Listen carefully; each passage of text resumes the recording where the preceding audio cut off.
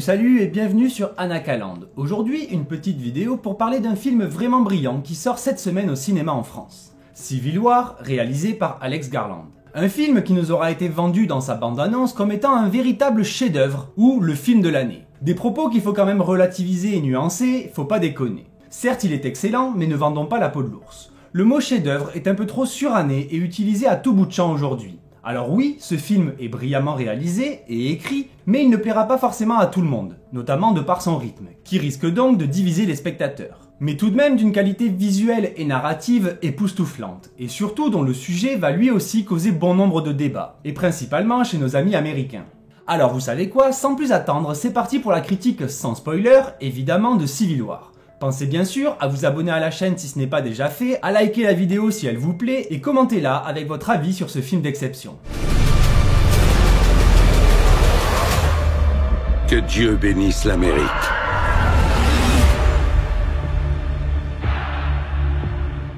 Avec Civil War, Alex Garland signe ce qui sera sûrement l'un, si ce n'est le meilleur de ses films, en tout cas pour le moment. Et ce, malgré un CV qui n'est pas vraiment des plus longs. Il n'a réalisé que peu de longs métrages, Ex Machina et Annihilation étant les plus marquants, mais surtout, en ce qui me concerne, il est connu pour avoir scénarisé un de mes films préférés du genre post-apo, 28 jours plus tard. Et il s'est attelé cette fois au genre du drame de guerre. Soutenu par le studio A24, fer de lance du cinéma indépendant américain, qui signe ici sa plus grosse production, soit 50 millions de dollars. Ce qui est presque ridicule en comparaison de la concurrence actuelle. Mais un film très beau et à la fois irrévérencieux, mature et tout simplement unique et original. Ce qui, rien que là, fait beaucoup de bien à l'industrie et aux spectateurs. Ce film d'1h40 environ, sans compter le générique, pourrait sembler un peu court sur le papier, mais en fin de compte, il est parfait comme ça. Un film de ce genre n'a pas besoin de durer plus de 2 heures, et celui-ci confirme cela de par son efficacité à transmettre son message. Et quel message! Il réécrit carrément l'histoire des États-Unis dans un futur proche comme une sorte d'avertissement sur les dissensions politiques qui divisent leur grande nation. En effet, Civil War nous présente une Amérique en proie à la guerre civile. 2 États, la Californie et le Texas, ont fait sécession et tentent de renverser le président. C'est donc l'histoire de 4 journalistes, 2 photographes et 2 scribouillards, des auteurs, qui vont devoir rallier Washington depuis New York à travers nombre de champs de bataille, et ce afin d'être les premiers à rencontrer le président avant sa chute.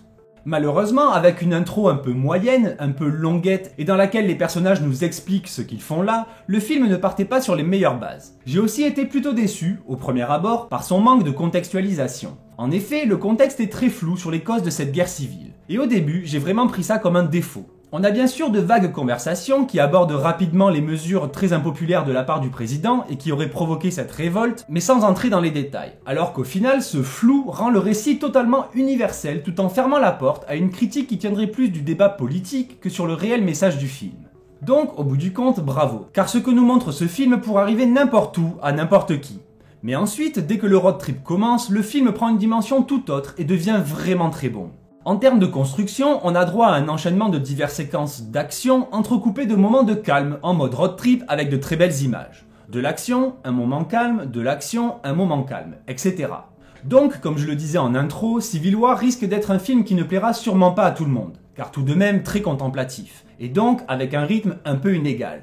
Sauf que personnellement, ça ne m'a pas dérangé, ces respirations entre les séquences très fortes en émotion. Elles ont même plutôt été les bienvenues, mais j'ai entendu après la séance beaucoup de gens s'en plaindre. Et il y a même un couple qui a quitté la salle juste avant le climax tant ils étaient saoulés. Mais c'est tant pis pour eux, ils sont partis juste avant le meilleur. Mais bon, après tout, tous les goûts sont dans la nature.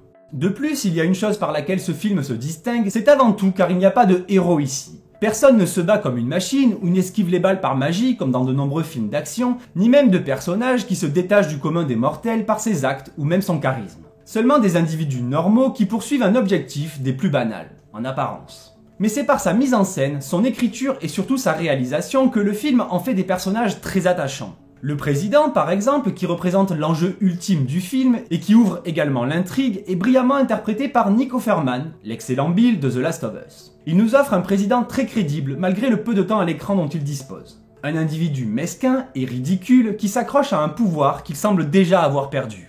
Ensuite, pour ce qui est de nos 4 journalistes, Kirsten Dunst et Lee Smith, une photojournaliste renommée et reconnue, mais totalement blasée et désabusée par toutes les horreurs auxquelles elle a pu assister avec son métier.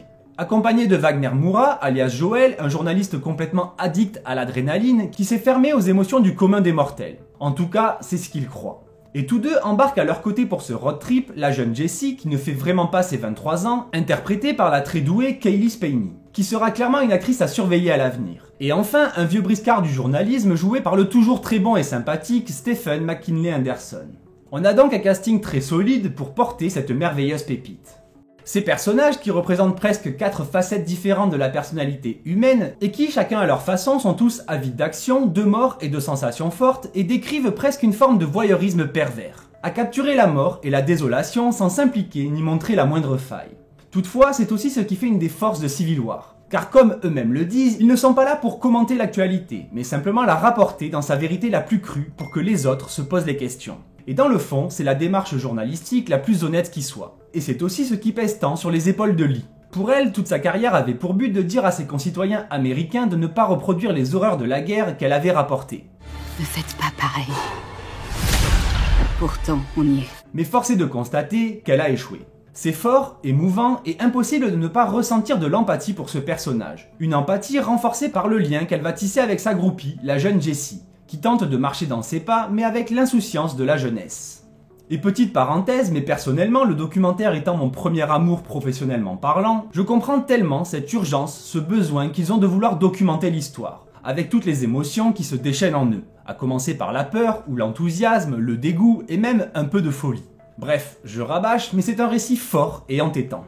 Ensuite, pour ce qui est de la technique, le film se veut vraiment proche du réel. Que ce soit les lumières, les couleurs ou même l'étalonnage, tout est identique à ce que peut percevoir l'œil humain, sans fioritures ni modifications. Et même son montage est plutôt classique la majorité du temps, avec de très beaux plans mais pas non plus transcendants, genre les gros plans sur les fleurs avec la bascule de points. Ok, c'est mignon, mais quand même un peu scolaire. C'est la première chose qu'on apprend à faire en école de cinéma, mais qui essaye tout de même de créer du sens et du contexte. Par exemple celui des fleurs qui justement se veut un peu mélancolique pour traduire l'état d'esprit des personnages à cet instant, jusqu'au moment où ils vont craquer. Même les séquences filmées à l'épaule pour imiter le regard humain sont certes palpitantes mais sans grand mouvement fantaisiste ni originalité. Mais encore une fois, ce film n'est pas là pour faire des prouesses cinématographiques mais bien nous montrer le réel, au plus proche et au plus viscéral. Toutefois, certains plans et cadrages valent vraiment le détour et traduisent là encore la puissance du propos. Mais outre les prouesses visuelles, c'est surtout avec le son, et donc aussi les silences qu'Alex Garland joue avec son spectateur. De même que les musiques qui sont souvent très antinomiques avec le sujet et les images. On a des moments très durs et même crus qui sont conclus par une petite musique totalement hors de propos, très dynamique et fun. Comme s'il voulait dédramatiser ce qu'on vient de voir et nous dire que malgré tout, la vie continue. C'est plutôt original et surprenant et ça fonctionne vraiment bien. En tout cas, je pense. Sur moi, ça a plutôt bien marché, je me dandinais quand la musique se lançait.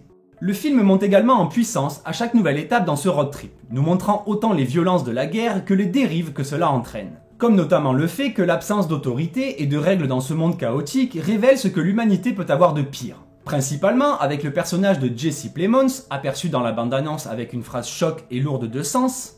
D'accord. Quel genre d'Américain vous êtes? Et qui incarne encore une fois l'Amérique profonde. Un redneck complètement taré qui se sert de la guerre pour justifier des actes horribles et plus que répréhensibles.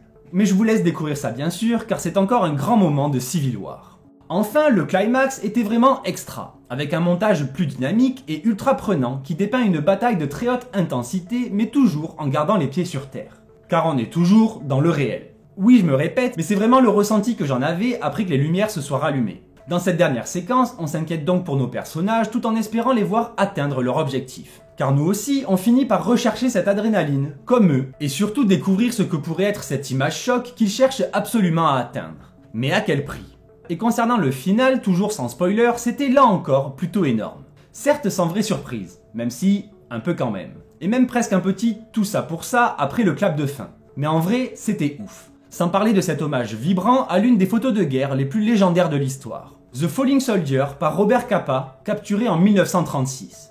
Une photographie prise pendant la guerre civile espagnole qui montre un soldat républicain mourant au moment où une balle le touche. Mais surtout, cela a réveillé chez moi un vieux souvenir de la série Stargate SG-1. Oui, je sais, rien à voir, mais tout de même. Je ne veux pas trop en dire pour ne pas spoiler Civil War, mais je vous renvoie à l'épisode 17 de la saison 7, intitulé Heroes. Ceux qui connaissent cette série ultime, légendaire, auront peut-être la ref, mais pour les autres, allez faire un tour sur Prime Video, la série est entièrement disponible. Mais encore une fois, attention aux spoilers. Bref, pour conclure cette vidéo, je vais le redire, histoire de ne pas être mécompris, comme dans d'autres vidéos. Oui, ce film est clairement une des pépites de cette année 2024, et pas besoin de gros budget, comme l'avait déjà prouvé Godzilla Minus One par exemple, ni besoin de grands effets spéciaux ou autres envolées techniques pour raconter un récit puissant et efficace. Donc évidemment que je vous recommande ce film à voir en salle dès cette semaine. Voilà, merci à vous d'avoir regardé cette vidéo, pensez comme toujours à me donner votre avis sur le film en commentaire, quand vous l'aurez vu, abonnez-vous, likez et partagez la vidéo pour apporter votre soutien à la chaîne. Merci d'avance et à très vite sur Anakaland. Bye!